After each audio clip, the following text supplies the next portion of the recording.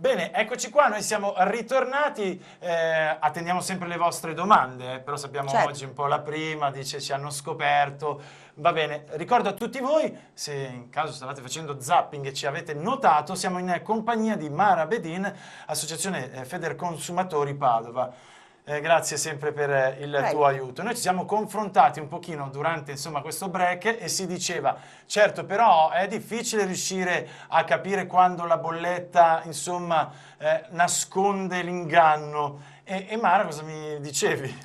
Allora, quando noi abbiamo il sentore che i nostri consumi o la fatturazione non è consona rispetto ai periodi Se arriva un precedenti, cifrone rispetto all'anno precedente, allora, dici qualcosa forse allora non bisogna funziona. verificare. Quindi il fatto di contattare le associazioni di consumatori, di fare un controllo, la cosa diventa utile.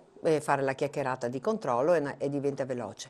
La cosa sulla quale invece vorrei soffermarmi Sì, e darvi delle indicazioni precise è che quando noi attiviamo una procedura di reclamo, sì. che normalmente ci dicono tutti i gestori la potete fare attraverso il call center, cosa che invece non è assolutamente vero. È sicuramente è il primo difficile, esatto, è contatto, difficile. sicuramente il primo contatto va fatto col call center. Dopo vi invito tutti a fare 2 righe, o via fax o via raccomandata, in modo tale che rimane segnato la volontà da parte del cliente di segnalare che nella sua fatturazione o nel passaggio di gestore, insomma, tutta una serie di situazioni siano scritte.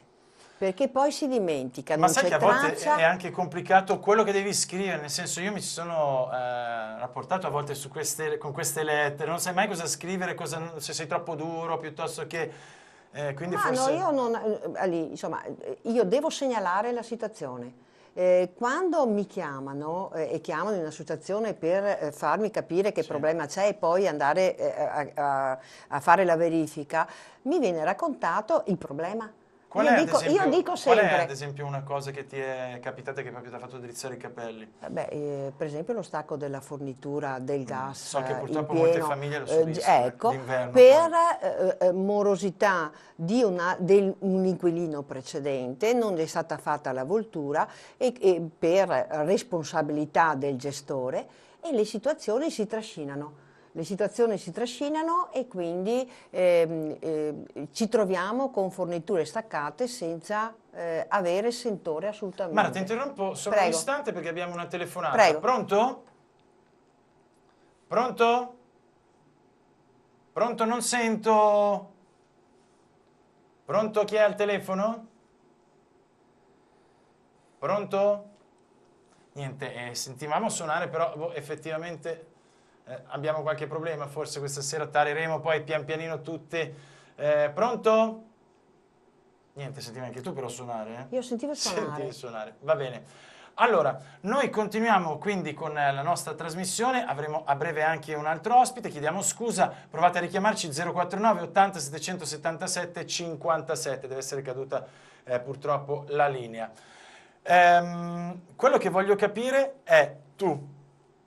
Ti Sì. arriva la bolletta, ok, la seconda pagina, ma come effettivamente come ti comporti tu? Cosa guardi? La cifra come facciamo noi comuni mortali? Beh, certo, la cifra. La cifra è il sentore E immediato. dopo vai subito alla E seconda dopo pagina. vado a verificare. Cosa cerchi tra le paroline Io però? cerco se è una lettura effettiva, come vi ho detto, se è una Sì. lettura stimata. Non è sufficiente e molto probabilmente se è un conguaglio quella fattura, ma serve una verifica dei consumi che io rilevo dal mio contatore. Come risparmiare oggigiorno? Un consiglio pratico. Allora, un consiglio pratico sull'energia e quindi sulla luce, è una cosa che diciamo da anni, è quello di fare una verifica intanto del cambio delle lampadine e quindi quelle con quelle più, a esatto. basso consumo e poi le famose ciabatte da spegnere alla sera quando non si usa più il televisore, non si usa più il computer, in modo tale da togliere tutte quelle lucette, quei LED che rimangono accesi per tutta la Sì. notte, ma che Sai di cosa fatto... si sbaglia anche? Cioè si Certo. lascia in attesa anche magari si dice in stand by il televisore, la Infatti, radio. invece, tutti quei stand-by, fatta la somma... Pronto? Pronto? Niente, noi sentiamo chiamare ma non riusciamo a sentire Certo. il nostro caro telespettatore, non ce ne voglia. È pronto? Niente, mannaggia. Allora, dicevamo di non lasciare questi... Di non lasciare i stand-by, per cui procurarsi delle ciabatte, e già quello c'è un risparmio effettivo. E poi quello che abbiamo detto prima, suggerire lo spostamento quando è possibile dei consumi, soprattutto gli elettrodomestici come lavatrice, forno, lavastoviglie nelle ore serali. ma non via tutti dicendo. insieme anche. E no. Certo, perché sennò salta. Cioè, non è lo so, possi- però sai, Ecco, quando uno però- dice ho bisogno, però, una famiglia, ecco, tu immagini... allora c'è una programmazione, naturalmente quando si può, il fatto di poterlo spostare si verifica immediatamente nelle bollette. E questi spostamenti e questi accorgimenti producono immediatamente visibile un risparmio.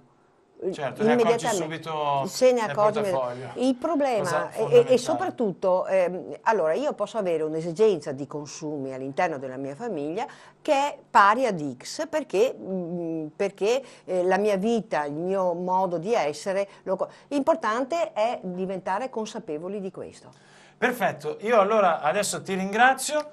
Ringrazio quindi, aspetta che metto il titolo, Mara Bedin, Fede Consumatori, grazie per a i voi, tuoi in bocca utili... al lupo per la trasmissione, mi raccomando. Grazie. Allora adesso vi lascio con il nostro meteo, quindi le previsioni per quanto riguarda la giornata di domani e a breve sappiate che cambieremo tematica, si parlerà di furti ai negozi del centro con un altro gradito ospite. Grazie Mara. E alla prossima, grazie. A voi tutti ben ritrovati dal vostro Giuseppe De Vitis. Guardate la situazione generale sulla nostra Europa, vedete questo campo di alta pressione che si sta tra l'altro rafforzando, ancora un vortice di bassa pressione che influenza con aria fresca il centro-sud, aria fresca è giunta anche sul nord Italia ma presto abbandonerà ancora una volta il nostro territorio e verrà sostituita